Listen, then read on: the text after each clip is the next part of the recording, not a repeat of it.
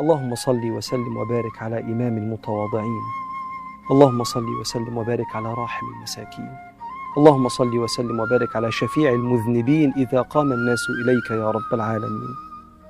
يا رب، يا من لا يشغله شيء عن شيء، أنت عالم بخفايا الأمور ومحصي وساوس الصدور، وأنت بالمنزل الأعلى وعلمك محيط بالمنزل الأدنى، تعاليت علوا كبيرا. السلام عليكم ورحمة الله وبركاته. اللهم صل وسلم وبارك على سيدنا محمد وعلى آله وصحبه وسلم. النهاردة بقى جبت لكم أكلة جميلة كده. نغير بقى شوية، نروح للأسماك. والنهاردة هنعمل سمك مشوي جميل، هو السمك المكريل. بيبقى جميل جدا في الشوي، وجبت لكم طريقة سهلة وجميلة وبسيطة للشوي. اول حاجة هنعملها هي المكونات او الخلطة بتاعة التتبيلة بتاعة السمك. هنا طبعا جبنا الثوم مفروم على حسب الكمية بتاعة السمك بتاعتك، بس بتبقى زيادة شوية الثوم عشان هو ده العامل الرئيسي لتتبيلة السمك. وهنا جبنا حوالي بصلتين كده، فرمناهم ناعم قوي وضفناه مع الثوم، وهنقلبه كويس. وهنبدأ نضيف عليه التوابل الجميلة بتاعت السمك. هي عبارة عن ايه؟ ملح، كمون، حبة فلفل أسمر صغيرين، بهارات سمك، ومكعب مرق بيدي طعم جميل جدا. وهنا هنضيف التوابل اللي قلنا عليها مع البصل والثوم، وهنخلطهم كويس قوي مع البصل والثوم علشان خاطر يتبل لي باقي المكونات اللي انا هضيفها عليه. الخلطة دي جميلة قوي للشوي، دي طبعا للشوي بس، السمك مش هينفع للقلي. وهنا ده حوالي قرن فلفل، طبعا حبة فلفل حامي ماشي براحتك، فلفل رومي براحتك، وحوالي طماطمايه متقطعة صغير جدا، حبة جزر مبشور، وحبة بقدونس. خلطة جميلة عاملة زي السلطة كده، بس طعمها جميل جدا في الشوي. هنقلب كل المكونات دي مع بعض. هنا ضفنا باقي الجزر معايا وباقي البقدونس، لقيت ان انا لسه محتاجاهم ضفتهم. هنقلب كويس كل الكمية دي علشان خاطر تتبل مع بعض.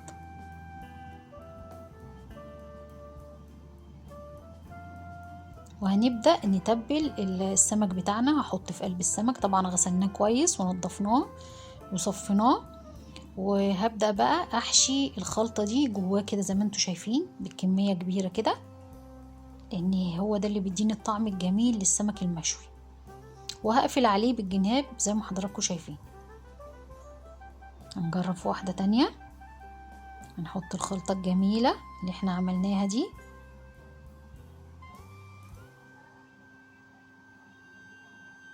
الخلطة دي زي خلطة المحلات بالظبط وكمان احسن.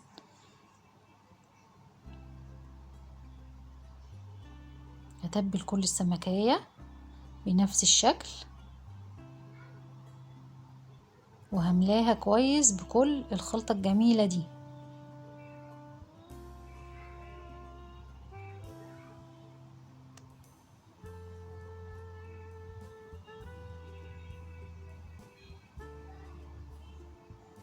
هنا تبلت السمك كله، كل الكمية حشيتها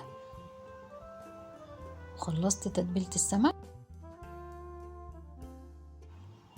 فاض مني شوية تتبيلة، شوية دول انا طبعا مش هستغنى عنهم لانهم مهمين جدا، وخليكي معايا عشان هقولك هنعمل بيهم ايه في الاخر.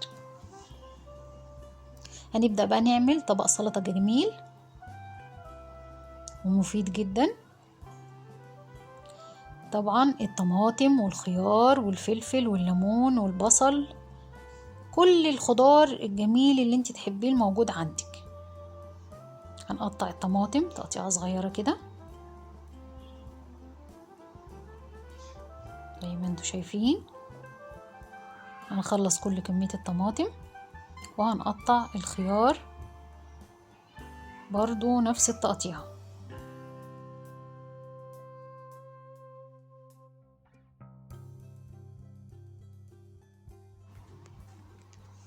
وهنا قطعنا كمية الخيار، وهنبدأ نقطع الفلفل برضو نفس التقطيعة كده عشان كله يبقى شكل واحد.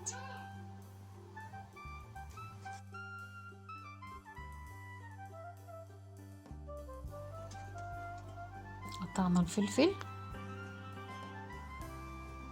وهنا هنقطع البصل برضو تقطيعة رفيعة كده.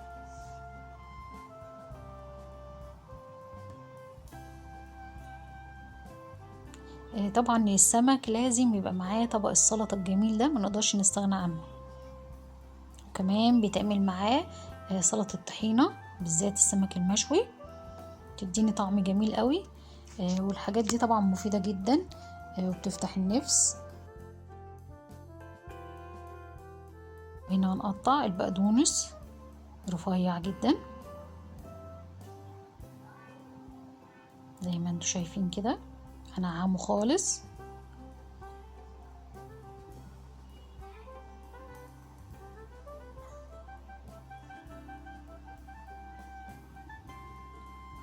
وهنا بقى البنجر زي ما احنا اتعودنا بقالي فترة بستخدمه معايا في السلطة.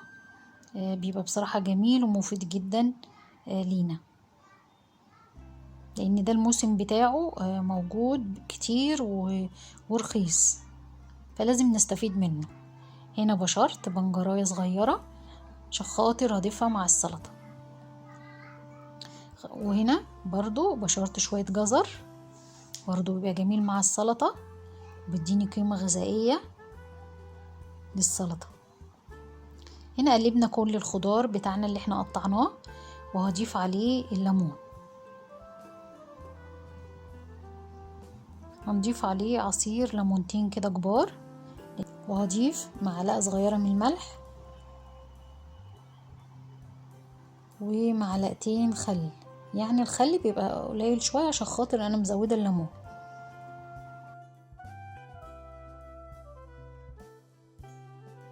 قلبنا السلطة كلها مع بعض كده الجميلة دي، وشلناها في التلاجة. وهنعمل بقى شوية رز جميل كده. الرز ده كنا بنعمله بقى زمان كده، رز جميل اللي هو حباية وحباية. طبعا هتستغربوا ان انا عاملة رز حباية وحباية ازاي مع السمك، بس بصراحة انا دقته. كنت بعمل الرز اللي هو طبعا بتاع السمك الاصفر اللي هو بالبصل. فدقت بصراحة الرز ده كده عجبني جدا مع السمك المشوي. جربيه وهيعجبك قوي، لان بصراحة بقالنا فترة كمان مش بنعمل الرز ده، او في ناس كتير نسيته، فانا حبيت اعمله معاكم. جبنا نص كوباية رز غسلناه، ضفناه على الزيت. هنا الرز ده عملناه بزيت عشان ده رز سمك. اتحمر معايا وخد اللون الاصفر الجميل ده. هبدأ اضيف عليه باقي كمية الرز التانية عشان يبقى رز حباية وحباية. طعمه جميل ومختلف جدا مع السمك المشوي، وهيعجبكم كلكم. جربوه، هستنى رأيكم تقولولي ايه رأيكم يعني فيه. هنا شوحت الرز كله فلفل اسمر وملح ومرقة دجاج، وهضيف هنا بقى قلبته كده، وهضيف عليه المية، كمية المية المناسبة للرز اللي هي عبارة عن ايه. هبدأ ان انا اغطي الرز بالمية، مش كتير، يا دوبك يتدارى الرز معاه زي ما انتوا شايفين كده بالظبط، عشان اغطي الحلة وهسيبه لحد ما يغلي. هنا يغلي معايا الرز وتشربت المية، هوطي عليه خالص لحد ما يستوي. وهنبدأ بقى نشوي السمك الجميل اللي احنا عملناه سوا.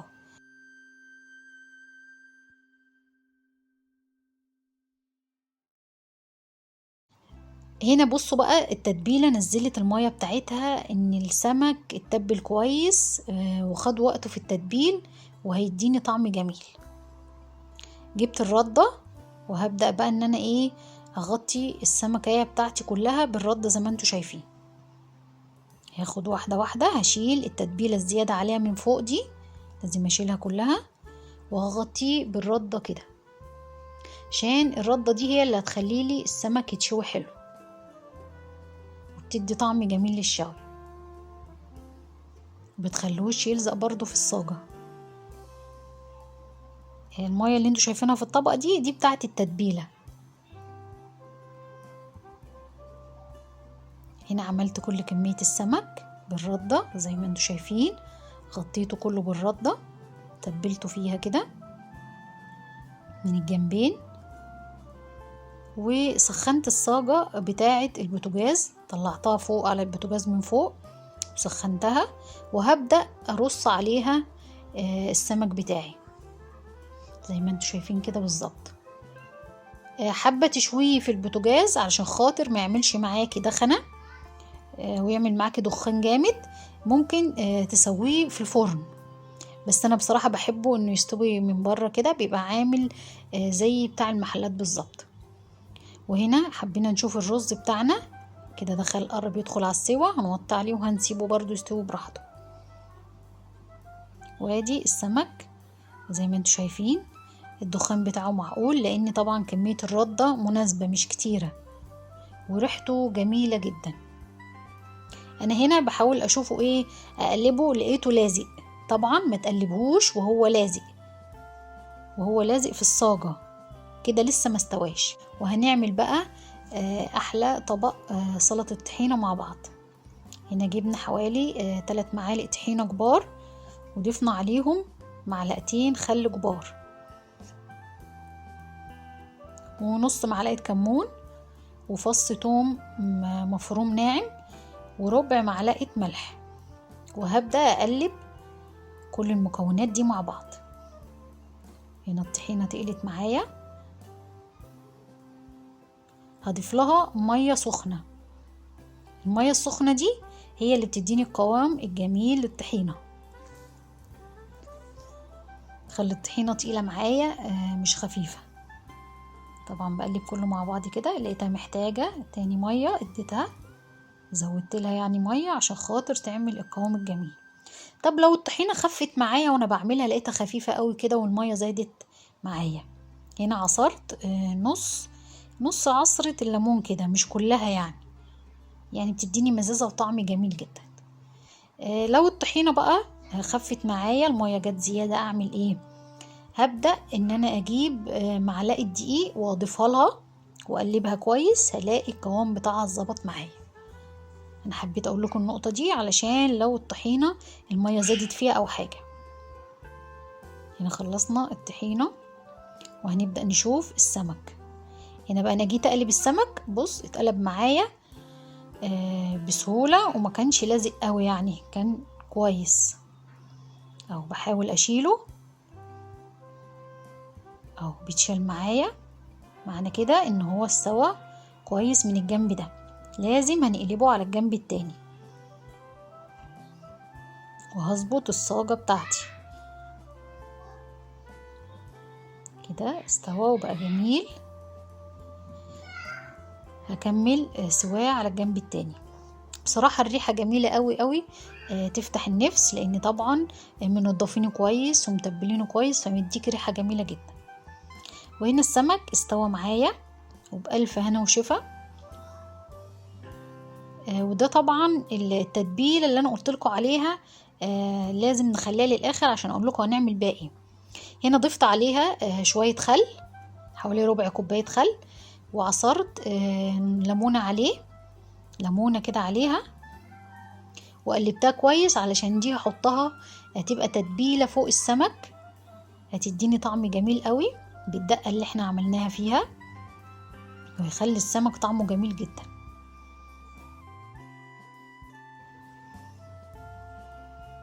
وبكده هيكون خلص معانا احلى طبق سمك مشوي جميل، ممكن تعمليه في البيت بكل سهولة وطريقة سهلة جدا. وهستنى تجربوه تقولوا لي رأيكم في الأكلة الجميلة بتاعتنا النهاردة، السمك المشوي. أحلى سمك مشوي ممكن تعمليه في البيت مع السلطة الخضراء الجميلة، مع الطحينة، مع الرز. وأتمنى الحلقة تكون عجبتكم، وشكرا جدا ليكم، والسلام عليكم ورحمة الله وبركاته.